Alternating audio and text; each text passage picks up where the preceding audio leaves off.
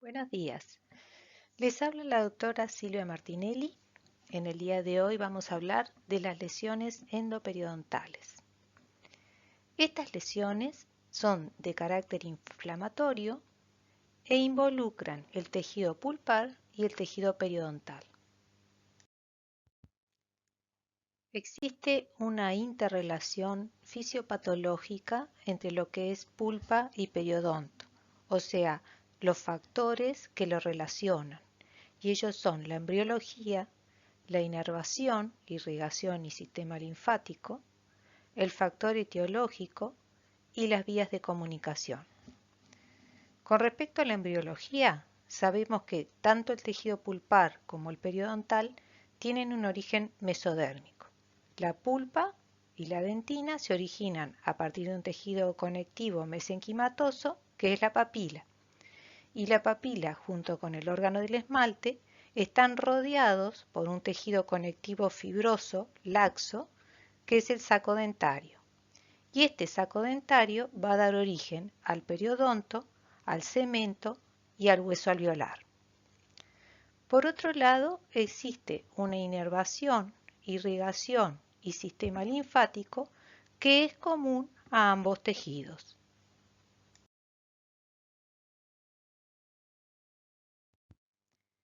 Con respecto al factor etiológico, existe una similitud entre la flora microbiana de ambos procesos. Responden a una flora mixta con predominio de anaerobios.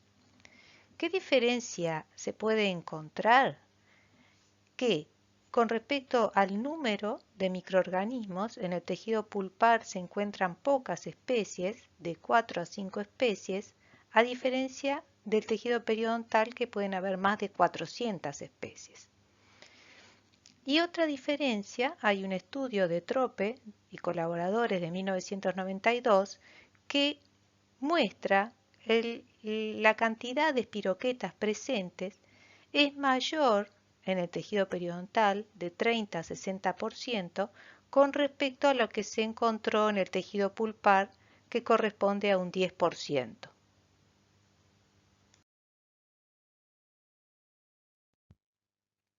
Otro factor a tener en cuenta son las vías de comunicación. Tenemos que corresponden a las vías que unen tanto el tejido pulpar con el tejido periodontal. Estas son el foramen apical, los conductos laterales, secundarios y accesorios, los conductos cabo-interradiculares o conductos furcales y los túbulos dentinarios.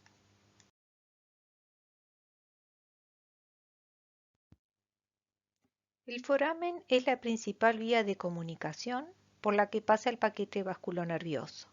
Pueden existir 2 o 3 forámenes. El diámetro promedio, según Cutler, es de 502 micras en jóvenes y 681 en adultos. Estudios de Gutiérrez y Aguayo, de 1995, con microscopía electrónica de barrido, ellos observaron entre 1 y 16 entre forámenes y foraminas.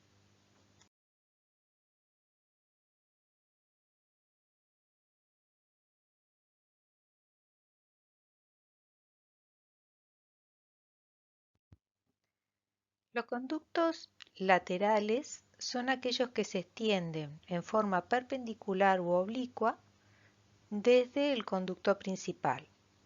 Los conductos secundarios serían los conductos laterales que están ubicados en el tercio apical, porque los laterales, como se les llama, serían aquellos que están en el tercio cervical y medio. Y los conductos accesorios son los que salen del conducto secundario. Existen dos teorías en cuanto a la formación de estos conductos, que sería durante la etapa embrionaria. Una, por ruptura de la vaina epitelial, se interrumpe la dentinogénesis y se establece un contacto directo entre pulpa y periodonto. Y la segunda teoría, cuando la vaina epitelial es atravesada por nervios y vasos que van del saco a la papila dental.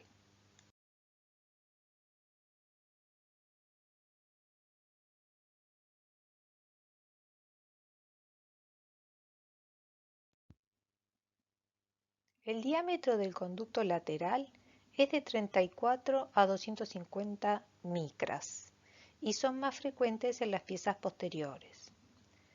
Un estudio realizado por Dedeus en 1975 con 1.140 dientes, él observó que 27,4% presentaba conductos laterales y el mayor porcentaje se encontraba en el tercio apical, con un 17%.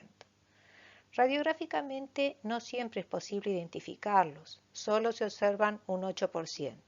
Podemos sospechar la presencia de un conducto lateral cuando existe un engrosamiento localizado en el ligamento periodontal, en la superficie lateral de la raíz, o la presencia de una zona radiolúcida lateral. A veces es posible identificarlo luego de la obturación con algún material termoplástico o algún cemento de alto corrimiento. Hay que evitar involucrarlos cuando estamos tallando para pernos.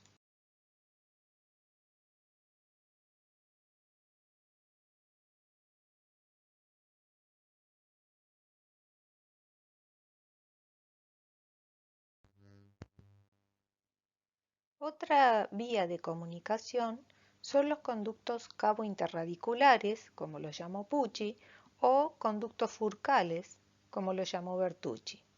Son aquellos que se extienden desde el piso de la cámara pulpar al periodonto en la zona de la furca. El porcentaje de hallazgo varía según los diferentes autores y según las diferentes poblaciones. En un estudio realizado por Goodman, con 102 molares superiores e inferiores, primeros y segundos, él encontró un porcentaje de 28,4% de esos molares presentaban conductos furcales. En otro trabajo de Bertucci y Anthony, de 1986, también con molares primeros, segundos, superiores e inferiores, ellos observaron 56% presentaban en molares inferiores y 48% en molares superiores. El diámetro mayor está a nivel de la furca y disminuyen hacia la cámara. Y el proceso de dentinificación se da desde la furca hacia el piso cameral. Cuando se sospecha la presencia de estos conductos, se debe sanear bien el piso de la cámara y sellar, y se sella con ionómero de vidrio. ¿Cómo sabemos, frente a una radiografía, si estamos en presencia de una lesión pulpar o periodontal cuando vemos una lesión radiolúcida a nivel de furca? Tenemos que observar las crestas óseas. En la radiografía de la izquierda, ustedes ven la altura de las crestas óseas y la pérdida ósea es solo a nivel furcal. Entonces, esto está indicando que el problema es pulpar. Cuando las crestas óseas están bajas, que coinciden más o menos con la pérdida de hueso a nivel furcal, entonces el problema es periodontal.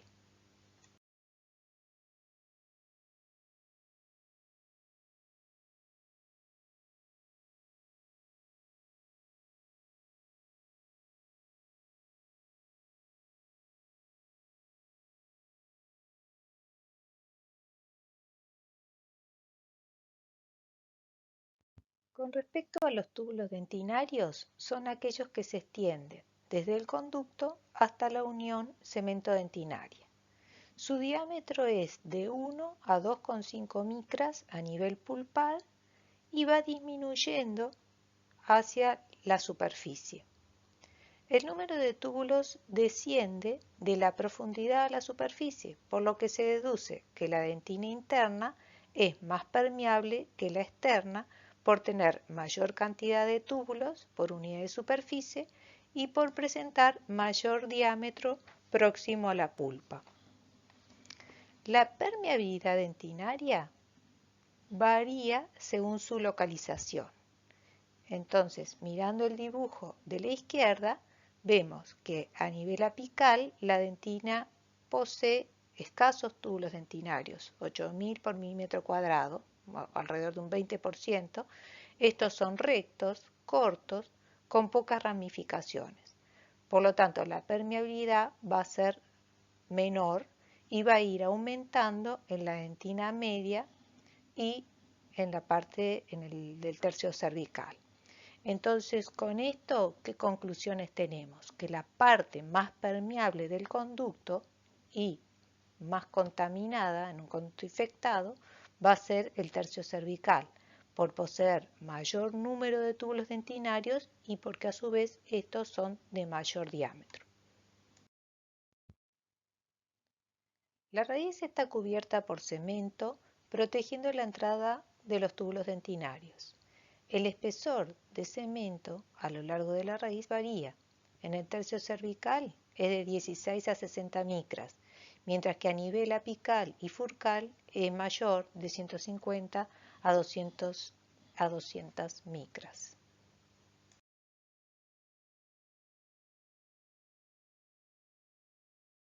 La exposición de los túbulos por pérdida de la capa de cemento puede deberse a defectos del desarrollo, a lesiones cariosas, a procedimientos de operatoria, como podría ser, por ejemplo, un blanqueamiento que puede generar una reabsorción, un cepillado fuerte o tratamientos periodontales de raspado y alisado.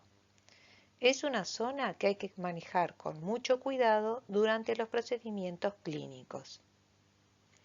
La unión amelocementaria puede tener diferentes formas conocidas como los casos de Joquet.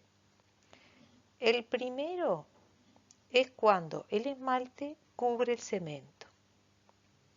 Segundo, cuando el cemento cubre el esmalte, que corresponde más o menos a un 60% de los casos, vis a vis, o sea, se unen, un 30%, y por último, cuando existe una brecha entre esmalte y cemento, dejando dentina expuesta, que correspondería entre un 10 a un 18%. Cuando quedan los túbulos dentinarios expuestos, se crea una vía de comunicación entre pulpa y periodonto. Entonces, las bacterias, que más o menos miden una micra y todos sus metabolitos, pasan de un tejido a otro alterándolo. Hasta ahora vimos las comunicaciones anatómicas, pero también pueden existir comunicaciones patológicas entre ambos tejidos, como pueden ser las perforaciones, fracturas, fisuras, reabsorciones, agenesia de cemento, etc.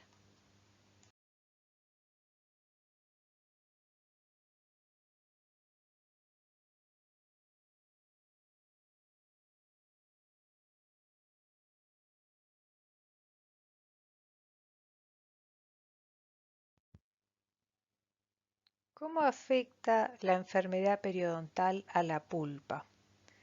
Se producen cambios degenerativos por interferencia en el aporte nutricional, o sea, hay zonas de necrosis por coagulación en la pulpa que está próxima a la dentina expuesta a las bolsas. Entonces, de esos cambios degenerativos pueden ser fibrosis, atrofia pulpar, calcificaciones difusas, aumento de dentina secundaria, nódulos pulpares. Y también se pueden dar cambios inflamatorios porque al haber bolsas profundas quedan expuestos conductos laterales y la pulpa se inflama. Cuando se realiza el raspado de la bolsa hay un dolor intenso. En esos casos hay que hacer el tratamiento. ¿Qué efecto tiene el tratamiento periodontal sobre la pulpa? Luego del raspado y alisado quedan zonas de hipersensibilidad por dentina expuesta, pero luego de unos meses desaparece. También pueden darse cuadros inflamatorios por exposición de conductos accesorios y bueno, en esos casos hay que hacer el tratamiento. ¿Qué efectos tiene la enfermedad pulpar sobre el periodonto? Bueno, genera lesiones periodontales o puede generar.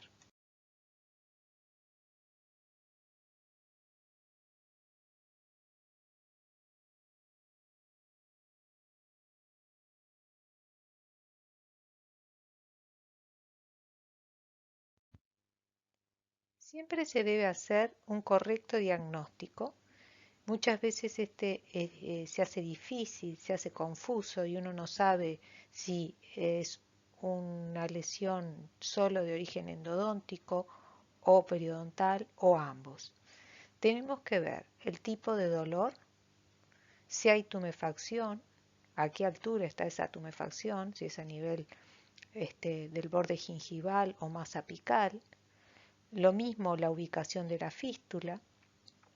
Hay que hacer los test de sensibilidad, tanto al frío, o test de fresado, o test eléctrico. El sondaje periodontal para ver si hay bolsas periodontales, si hay movilidad dentaria. Se debe sacar una radiografía, ver la ubicación de la zona radiolúcida, si la presenta, la altura de las crestas óseas y también estudiar el resto de la boca del paciente a ver si existe enfermedad periodontal generalizada.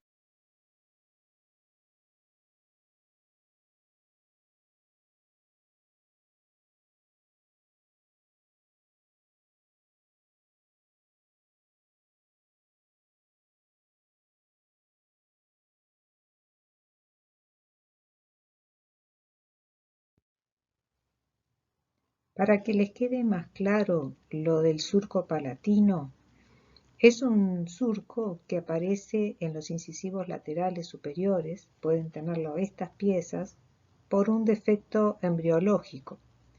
Este surco se extiende desde el cíngulo hacia apical a través del esmalte y cemento y dentina. El porcentaje es bajo, menos de 10%, y que lleguen al ápice alrededor de 0,5%. Se debe realizar el diagnóstico precoz y sellarlo con ionómero, porque son nichos microbianos que pueden provocar alteraciones periodontales y o cuadros pulpares.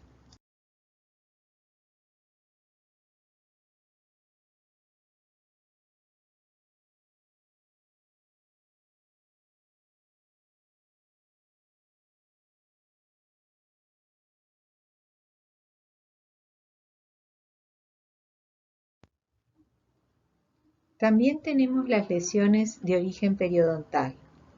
Estas lesiones son producidas por el avance de la enfermedad periodontal que provocan daño pulpar. ¿Cómo las diagnosticamos? Va a haber dolor a los cambios térmicos o al sondaje de la bolsa, tumefacción de la encía. Si hacemos el test de sensibilidad, en general son dientes con pulpa vital. Hay bolsa, placa, sarro, hay movilidad de la pieza. Radiográficamente hay pérdida ósea, tanto horizontal como vertical. Observen la radiografía a la derecha. Y si hacemos un examen de la boca del paciente, hay enfermedad periodontal generalizada. El pronóstico es reservado a desfavorable porque hay gran destrucción, pérdida ósea, a veces mucha movilidad. El tratamiento es por un lado endodóntico y por otro lado periodontal. El tratamiento periodontal puede ir desde solo un raspado dializado o tratamiento quirúrgico de bolsa o cuando hay que sacar alguna raíz, ya sea una hemisección en los inferiores, en los molares inferiores o amputación radicular en molares superiores. Todo va a depender del compromiso del soporte.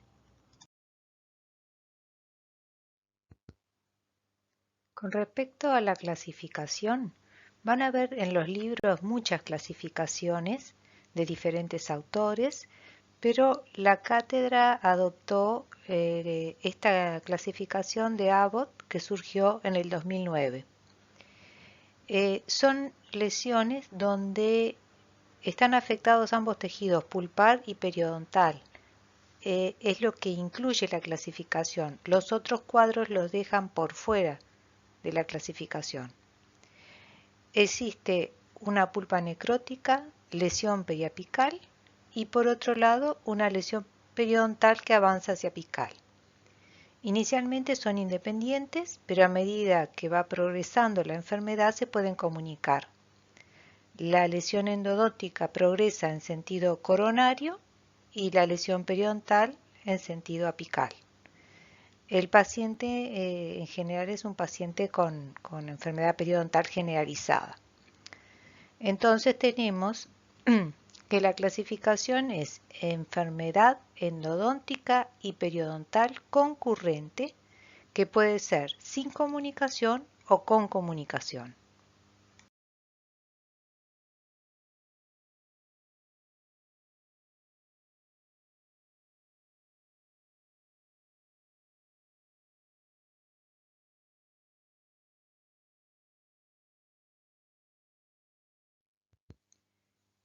¿Cómo se diagnostican estas lesiones? Con respecto al dolor, puede ser positivo o negativo, la tumefacción lo mismo y percusión igual. Quiere decir que estos síntomas o signos no nos da una conclusión. Tenemos que seguir con los diferentes test para llegar a diagnosticar estas lesiones. Tenemos, con respecto al test de sensibilidad, da negativo, porque la pulpa está necrótica. Al sondaje de ciste bolsa periodontal, hay placa, sarro, movilidad es positiva.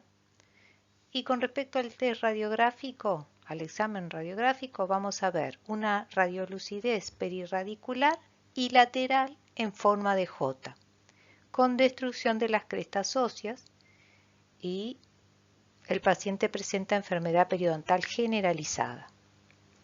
El pronóstico de estas lesiones es de reservado a desfavorable.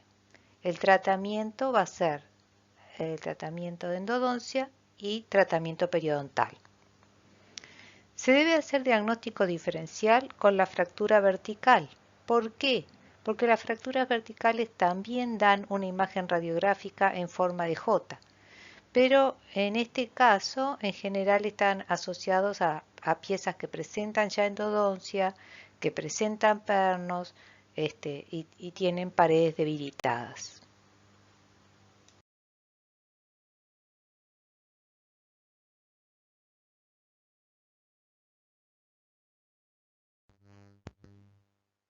Las lesiones endoperiodontal concurrentes sin comunicación, ¿cuáles son las características?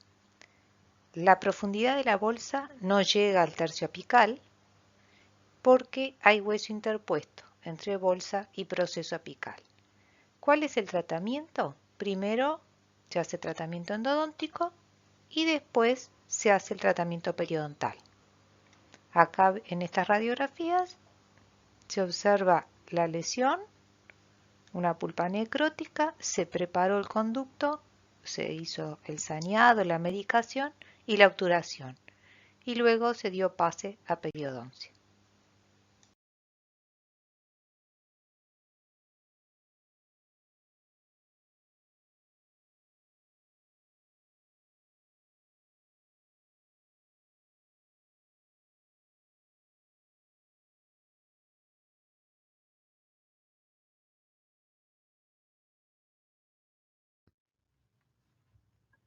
La pasta, que está formada por corticoides más antibióticos, se llama Ledermix. Acá en Uruguay esta pasta no llega.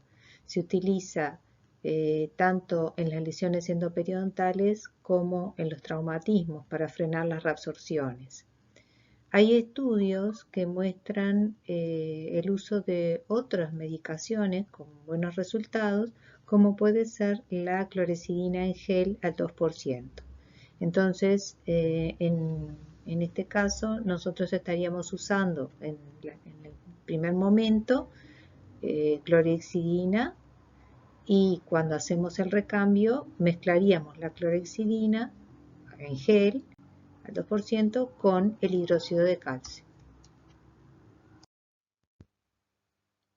El pronóstico de estas lesiones depende del grado de evolución de la enfermedad, la cantidad de pérdida de inserción, la respuesta de curación del paciente, la higiene, el cumplimiento del paciente a las citas de mantenimiento periodontal y la correcta restauración. Es mejor el pronóstico cuando no están comunicadas, las enfermedades son independientes y la bolsa no es tan profunda. Existen diferencias entre un absceso pulpar y un absceso periodontal. En el pulpar, el dolor es intenso, en el periodontal es leve, la pulpa no está vital, está necrótica, hay caries profunda, la tumefacción se ubica más bien hacia apical, lo mismo que la fístula, y radiográficamente la radiolucidez se ve en apical. Mientras que en el absceso periodontal, lo que decíamos, que el dolor es leve, la pulpa en general está vital, va a haber presencia de bolsa, placa y sarro, la tumefacción es más coronaria y la fístula lo mismo, y radiográficamente hay una radiolucidez lateral. Existe una diferencia en cómo reparan los tejidos. En la reabsorción ósea de origen pulpar, cura por reparación a partir de un tejido granulomatoso que tiene función de defensa y reparación, mientras que en la reabsorción ósea de origen periodontal, cura por cicatrización. Se da la regeneración y reinserción de los tejidos, deteniendo la reabsorción ósea, pero no se forma tejido óseo.